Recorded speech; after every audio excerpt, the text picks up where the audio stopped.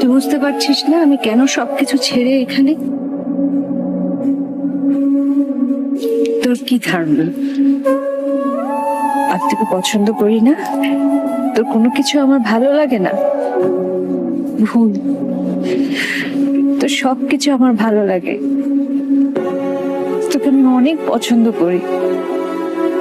তোর সমস্ত পাগলামি, তুই প্রতিদিন যে নানান কিছু অদ্ভুত অদ্ভুত জিনিস লিখিস আমাকে নিয়ে, প্রত্যেকটা জিনিস আমার অনেক পছন্দ, কিন্তু আমি আমি তোকে কোনোদিন বুঝতে দেইনি।